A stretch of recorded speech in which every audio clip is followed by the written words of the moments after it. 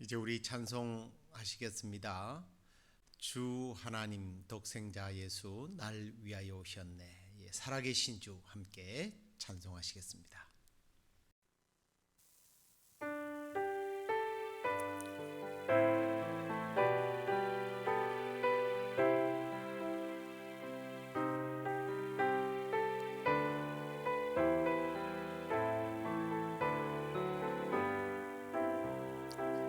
주 하나님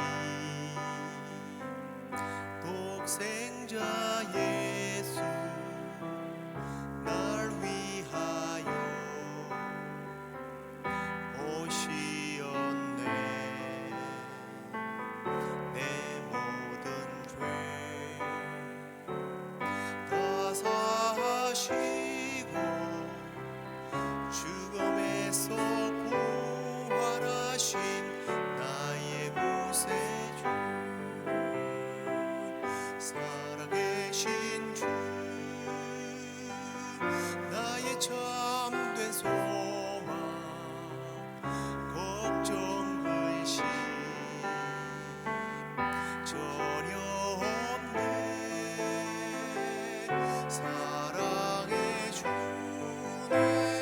발길 인도하니 내 모든 삶의 기쁨 늘 충만하네. 주 안에서 거듭난 생명 도우시는 주의 사랑 참 기쁨과 확신 가지고 예수님의 도우심을 믿으며 살리.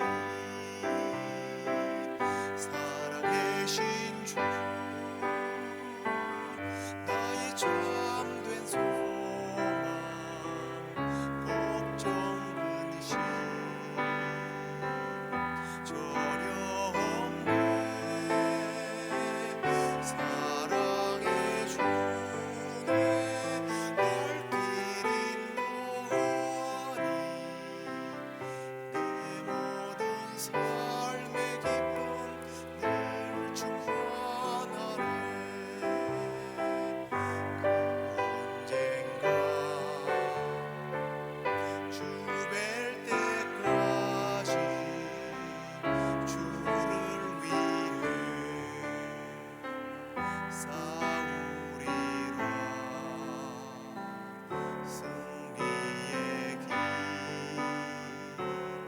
멀고 험해도 주님께서 나의 앞길 지켜주시리. 살아계신 주 나의 참된 소망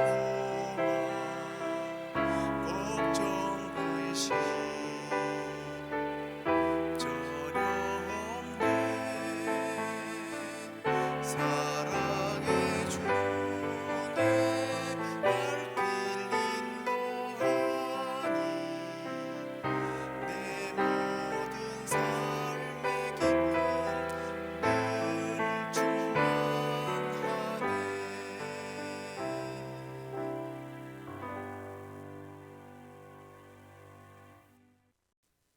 다 함께 사도신경으로 신앙 고백드리겠습니다. 전능하사 천지를 만드신 하나님 아버지를 내가 믿사오며 그 외아들 우리 주 예수 그리스도를 믿사오니 이는 성령으로 잉태하사 동정녀 마리아에게 나시고 본디오 빌라도에게 고난을 받으사 십자가에 못 박혀 죽으시고 장사한 지 사흘 만에 죽은 자 가운데서 다시 살아나시며 하늘에 오르사 전능하신 하나님 우편에 앉아 계시다가 저리로서 산자와 죽은 자를 심판하러 오시리라.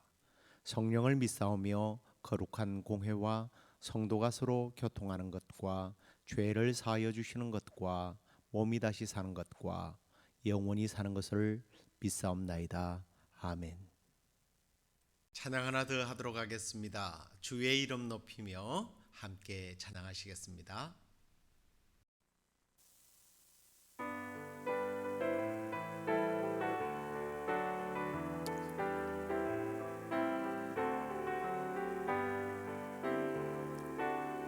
주의 이름 높이며 주를 찬양하나이다. 나를 구하러 오신 주를 기뻐하나이다. 하늘 영광 버리고 이 땅 위에 십자가를 지시고 죄 사했네. 무덤에서 일어나 하늘로 올리셨네. 주의 이름 높이리. 하늘 영광 버리고 이 땅 위에 십자가를 지시고 죄 사했네. 무덤에서 일어나 하늘로 올리셨네. 주의 이름 높이리. 주의 이름 높이리.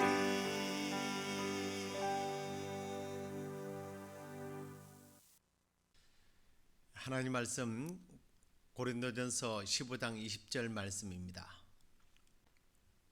그러나 이제 그리스도께서 죽은 자 가운데서 다시 살아나사 잠자는 자들의 첫 열매가 되셨도다. 아멘. 자, 오늘은 하이델베르크 17번째 주일 선언 내용입니다. 자, 우리 문답 내용을 한번 보시겠습니다. 제 45문이죠. 질문: 그리스도의 부활이 우리에게 주는 유익이 무엇입니까? 이게 좀 하나씩 나누어서 말씀드리면, 첫째, 그리스도께서 부활하심으로 죽음을 이기셨기 때문에 그의 죽음으로 우리를 위해서 성취하신 의로움에 우리가 동참하도록 하십니다. 첫 번째 유익이고요. 두 번째, 그의 능력으로 우리도 또한 이미 새로운 생명으로 거듭 태어난 것이 두 번째 유익입니다. 세 번째, 그리스도의 부활은 우리의 영광스러운 부활에 대한 확실한 보정입니다. 그래서 우리에게 유익이 됩니다 하는 거죠. 자, 우리가 지금 하이델베르크 선언 중에서 특별히 사도신경에 관련된 내용을 나누고 있습니다만, 지금까지 어쩌면 우리가 이 내용들을 보면 그리스도의 낮아지심에 대한 질문들이 많았죠. 그런데 이 45문은요, 그분의 높아지심 혹은 영화라고 우리가 부르는데요, 영화에 대한 내용입니다. 그리스도의 부활의 유익은 사흘 만에 예수님께서 죽은 자 가운데서 부활하셨다라고 하는 사실로부터 시작이 됩니다. 저는 이 내용을 준비하면서 한편으로 이런 생각이 들더라고요. 하나님의 아들이시고 창조주이신 그분이 피조물로, 또 의로우신 분이 죄인은 아닙니다만 죄인인 우리 인간의 모습으로, 또 왕궁에서 왕자로 오셔야 할 그분이 가난한 목수의 가정에 오셨다라는 이 사실 자체가 굉장히 어떤 겸손을 넘어선 낮아지심이란 말이에요. 그걸로 끝나지 않았습니다. 그분은 33년간 살아가면서요, 거주할 주택이 없었다고 그는 말씀하고 있죠. 어린아이가 준 도시락으로 끼니를 때워야 할 정도로 넉넉한 삶을 살지 못했습니다. 그리고 마지막으로 그는 인류가 고안해낸 최고의 사형 제도인 그 십자가 위에서 조롱과 비웃음을 당하면서 그렇게 고통스럽게 죽어갔습니다. 그분은 하나님의 아들이시고 창조주시고 신이신 분이십니다. 모든 우주 만물을 통치하시는 통치자세요. 그런 분이 어떻게 낮아져도 이렇게 낮아질 수 있을까를 생각하게 됩니다. 그런데 부활하심으로 예수님의 그 낮아지심이 영원히 계속되지 않았다는 거예요. 주님의 고난과 죽으심은 단 한 번으로 쫓겠다는 것입니다. 그것이 바로 부활이 보여주는 반전이죠. 제가 이 말씀을 사실은 타이핑을 하면서 묵상을 하면서 저도 모르게 막 울컥해지더라고요.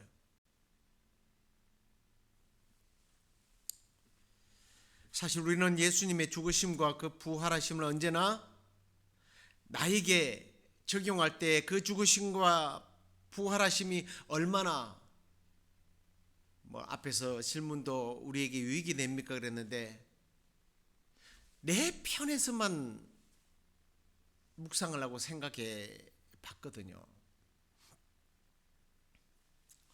예수님이 우리 부활하심으로 우리에게 끼친 영향, 그 유익이 뭡니까? 여기에 늘 초점을 맞췄는데 예수님의 죽으심이 나에게 어떤 유익이 되고 예수님의 부활하심이 나에게 어떤 유익이 되었는가 언제나 내 편에서 관찰하고 해석하고 적용하고 기뻐하고 그것에 대해서 감사하고 찬양하지 않았습니까? 그런데 이 부활하심으로 주님의 그 낮아지심이 영원히 계속되는 것이 아니라 그분의 죽으심이 더 이상 필요하지 않으시고 그분이 부활하심으로 이제는 하나님의 아들로 하나님으로 신으로 만왕의 왕으로 심판하실 주님으로 서게 되었다는 사실을 묵상하면서 막 가슴이 뜨거워지더라고요. 코끝이 막 찌능해지더라고요. 창조주 하나님으로의 어떤 복귀 아닙니까? 만왕의 왕으로서의 복귀예요. 다스려야 할 분이 다스림을 받고 산자와 죽은 자를 심판해야 할 분이 심판을 받으셨고 그렇게 낮아지셨던 분이 영원히 사셔야 할 그분이 죽어야만 했고 가장 비극적인 모습이었던 그분이 이제는 온 세상을 다스릴 만왕의 왕으로 산자와 죽은 자를 심판하실 분으로 올라서신 날이 바로 부활의 날이었던 거예요. 믿습니까? 자, 그러면 이제 우리가 예수 그리스도께서 죽음으로 끝나지 않고 부활하신 이 놀라운 역사적인 사실을 우리가 깨닫도록 하기 위해서 좀 몇 가지의 내용을 좀 살펴보려고 합니다. 첫 번째, 누가 죽은 자 가운데서 살아났는가를 한번 우리가 생각해 보아야 할 것입니다. 하나님의 아들 예수 그리스도께서 죽은 자 가운데서 살아나신 거죠. 다 아는 내용입니다만은 이건 굉장히 중요한 문제예요. 왜냐하면 성경에는 많은 사람들이 죽었다가 살아났어요. 이게 나중에 좀 의미 있는 내용과 관계가 있기 때문에 좀 기억을 한번 좀 해 주시는 게 좋을 것 같아요. 구약 성경에 보면 다시 살아난 사람들의 기록이 있습니다. 3명인데요. 엘리야의 과부의 아들이 살아났고요. 또 엘리사가 자기를 잘 섬겼던 부부의 아들을 살려줍니다. 그리고 엘리사가 죽은 후에 그를 장사를 했는데 다른 사람이 죽어서 매장하러 가서 그 엘리사의 시체에 그 죽은 자의 몸이 닿으니까 살아난 사건이 열왕기하에 이렇게 또 13장에 기록되어 있는데요. 이 세 죽음이 있습니다. 3명이 살아났어요. 신약에 와서도 죽은 자들이 살아납니다. 죽은 지 사흘이 지나 사람들이 죽은 것이 아니라고 그러니까 비웃었던 예수님의 친구 나사로야 나오너라 그랬더니 살아났어요. 나인성 과부의 아들 청년을 살립니다. 우리가 지난주에 나누었습니다마는 야이로의 딸을 역시 또 살리죠. 회당장 야이로의 딸을 살립니다. 구약의 3명, 신약의 3명. 그러면 그들의 부활이 예수님과 같은 부활이냐는 거예요. 그렇지 않아요. 왜냐하면 그들은 살았다가 사건이 지난 후에 이제 다시 죽습니다. 죽었어요. 그들의 살아남음에 대한 유익은 그 자신과 그의 가족으로 끝나버렸습니다. 그러나 우리 주님의 부활은 다른 부활이에요. 주님의 부활은 하나님의 아들로서의 부활이기 때문에 다른 겁니다. 그는 이제 더 이상 인간이든 그 어떤 신에게든 다스림을 받지 않고 오히려 다스리는 자로 부활하신 거예요. 피조물의 몸을 갖고 있는 것이 아니라 창조주로서의 다시 권위와 힘과 능력, 그 지위를 회복한 겁니다. 인간은 다시 살아도 다시 죽지만 예수님은 영원히 죽지 아니할 뿐만 아니라 그를 믿고 따르는 자들을 영원히 또한 천국에서 살게 하실 분이 사신 거예요. 그렇기 때문에 그분의 다시 사심은 단순히 우리 인간이 죽었다 살아났다는 것과 다른 겁니다. 다시요. 누가 죽은 자 가운데 살아났느냐? 이건 굉장히 중요한 문제예요. 누가요? 예수 그리스도가. 그 다음에 두 번째로 우리가 살펴보아야 할 것은 어떤 식으로 다시 살아났느냐 하는 거예요. 혹은 어떻게 살아났느냐 하는 문제입니다. 분명히 주님은 성경대로 사흘 만에 육체가 놓여있던 무덤으로부터 영광스럽게 살아났다고 말씀하고 있습니다. 예수님이 죽으셨을 때 육체와 영혼이 분리되지 않았습니까? 그런데 부활하심으로 영혼과 육체가 다시 연합된 거예요. 주님은 죽음을 당했고 또 그 죽음을 당했던 육체의 몸으로 머무르는 것이 아니라 그 육체로 다시 살아난 거예요. 사실 죽음을 당했던 그 육체의 몸이 다시 살아났다는 것이 우리에게 얼마나 큰 위로가 되고 소망이 되는지 몰라요. 그래서 사도 바울은 이것을 산소망이라고 불러요. 왜 그러느냐? 그분의 육체가 다시 살아나지 않았다면 우리의 육체도 다시 살지 못하기 때문에 예수님이 어떤 영적으로 살아난 것이 아니라 육체로 살아났다는 것은 굉장히 중요한 거라는 거죠. 어떤 식으로 살아났다고요? 육체로 살아나신 거예요. 마가복음 8장 31절에 보니까 예수님이 자신이 고난을 받고 죽임을 당한 후에 특별히 며칠 만에 살아난다고 했어요. 사흘 만에 살아난다고 가르쳐 주셨습니다. 그래서 주님이 사흘 만에 다시 살아났다는 것, 이것도 굉장히 중요한 문제예요. 왜 그렇습니까? 약속을 이루기 위해서 살아났기 때문에. 그리고 요한복음 2장 19절에서 21절에 보면 예수님이 유대인들의 성전을 헐라고 하면서 유대인들에게 성전을 한번 헐어보아라. 내가 사흘 만에 일으키리라. 그랬더니 유대인들이 비웃었습니다. 아니 그 당시에 이 헤롯 성전이요 46년 동안 만든 성전이에요. 46년 만에 세운 성전을 이거 어떻게 3일 만에 세우느냐라고 의문을 가졌을 때 예수님 뭐라고 그럽니까? 성전된 자기의 육체를 가리키는 것이라고 말씀을 예수님께서 해석해 주시죠. 본인을 위해 본인이 예언한 그 사흘의 약속을 이루셨다라는 거예요. 사흘 만에 부활한 이 사건이 그런 중요한 의미를 가지고 있습니다. 그리고 또 하나의 어떤 식으로 살아났는지에 대한 어떤 말씀을 드리면 그냥 상식 수준으로 생각해 볼 수 있습니다만은 하루 이틀 만에 부활했다면 예수님의 죽음에 대해서 사람들은요 아마 기절했다가 다시 깨어났을 거야 그러면서 거부했을 거예요. 그래서 예수님이 3일 만에 부활했다는 것은 그 의미가 굉장히 큽니다. 근데 제가 앞에서 구약에 3명이 살아나고 신약에서 예수님 또 3명 살린 것이 나중에 중요한 의미를 부여하는 것에 제가 것이라고 말씀을 드렸잖아요.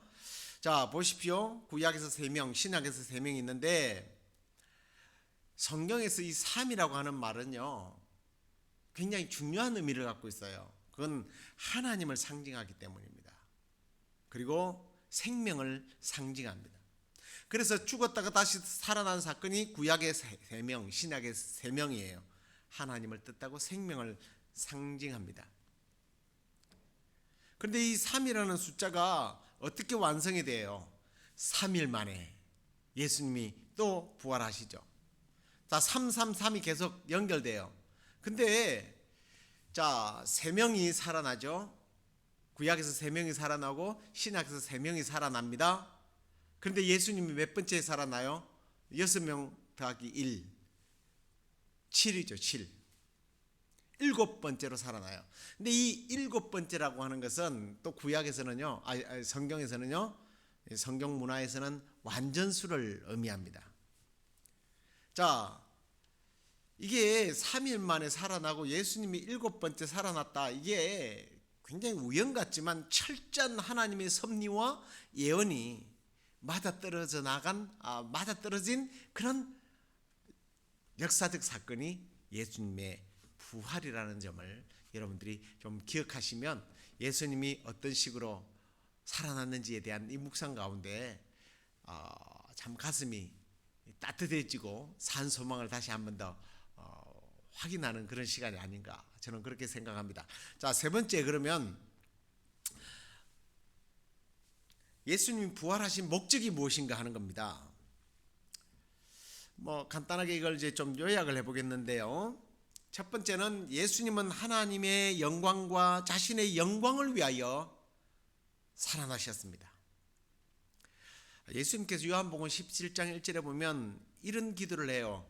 아버지여, 때가 이르렀사오니 아들을 영화롭게 하사 아들로 아버지를 영화롭게 하옵소서라고 하는 기도를 합니다. 여러분, 이 기도는요, 자신의 죽음과 부활을 앞두고 드린 내용이거든요. 이걸 이루시게 해달라고 한 기도입니다. 그래서 앞에서 말씀드린 것처럼 창조주로, 신으로, 하나님의 아들로, 어떤 다스리는 왕으로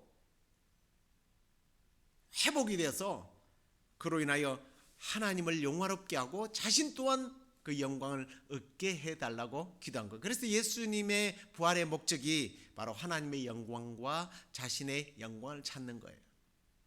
두 번째로는 앞에도 잠깐 말씀을 드렸습니다만 이건 철저히 예언을 이루기 위한 목적이에요. 주님이 직접 부활에 관해서 말씀을 드렸다고 했지 않습니까? 그 선포한 예언이 자기가 사흘 만에 살아날 것이라고 주님께서 말씀을 드렸잖아요. 반복하지 않겠습니다만 표적을 구하는 사람들에게는 뭐라고 그랬습니까? 요나의 표적.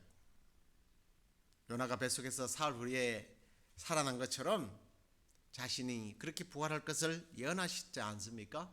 이 예언을 이루시기 위해서 부활하신 거예요.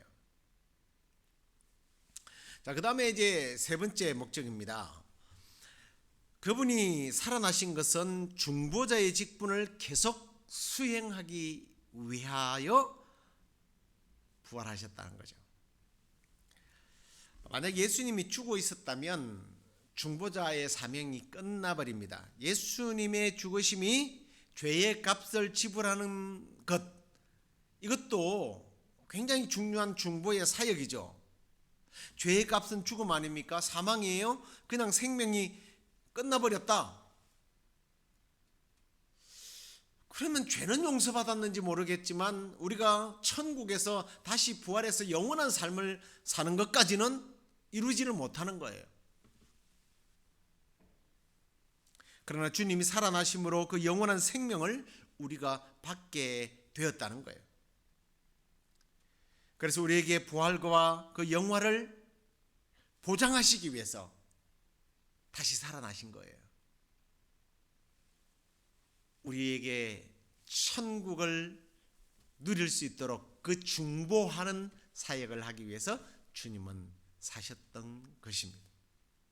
자, 그다음에 이제 네 번째 우리가 함께 이제 살펴볼 것은요. 부활의 열매, 이 유익이 무엇인가 하는 것입니다. 부활의 열매가 무엇인가?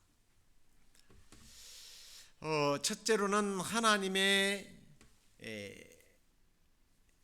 아들로 선포된다라는 거예요. 자신이 하나님이 된다는 거예요. 우리가 이제 이 하나님이라는 게 신이라는 의미지 뭐 성부 하나님, 성자 하나님, 성령 하나님이니까 제가 여러분들에게 말씀드리는 이 하나님이라는 것은 성자 하나님을 말합니다. 신이죠, 신.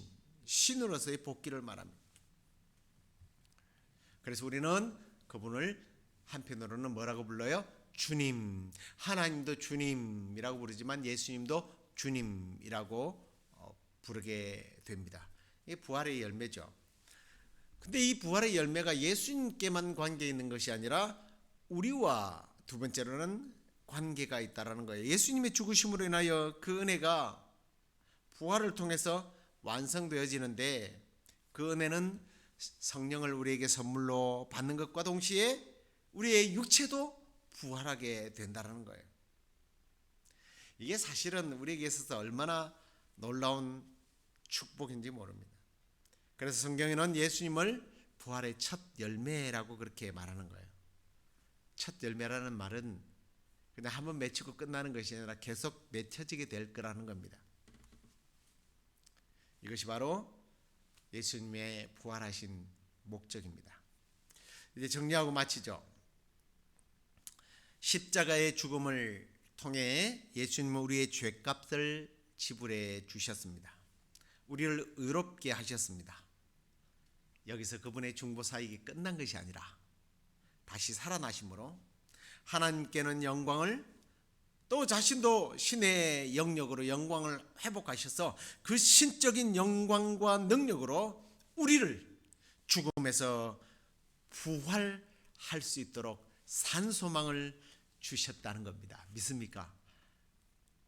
그 예수 그리스도를 나의 구주로 믿고 나는 부활이요 생명이 나를 믿는 자는 죽어도 살겠고 살아서 믿는 자는 영원히 죽지 않게 되리라고 하는 이 놀라운 복음의 메시지를 그냥 듣고 행복해가 아니라 누리게 되는, 저 천국에서 우리가 영원히 살게 되는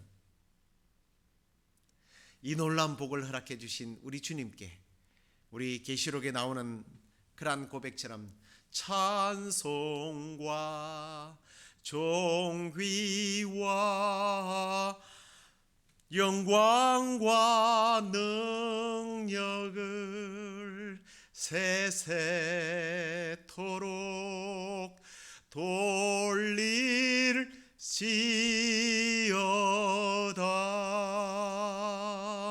이 찬양의 내용이, 고백이 저와 여러분의 고백이 될 수 있기를 주의 이름으로 축복합니다. 기도하겠습니다.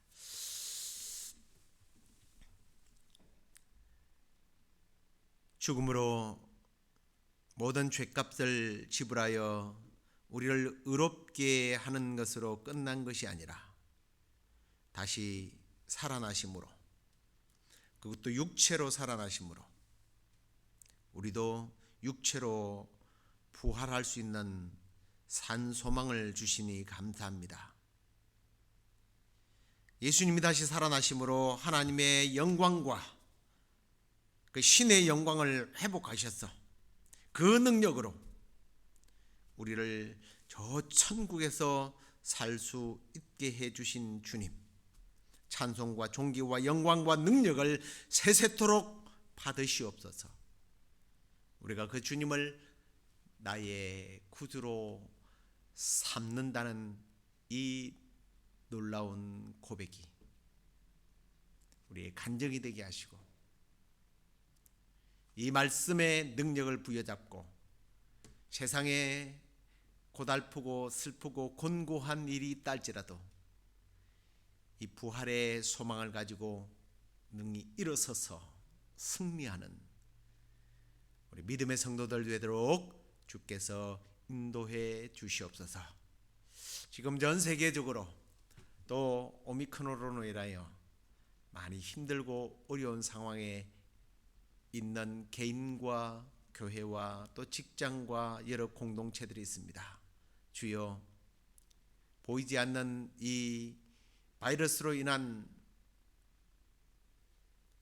불평과 또 불안함과 또 고통 속에서 우리가 그냥 주여 살려주십시오, 치료해 주십시오라고 하는 것이 아니라 바로 하나님의 섭리임을 믿고 소망 가운데 주여 승리하고 이겨나가는 우리 믿음의 사람들 될 수 있도록 인도해 주시옵소서.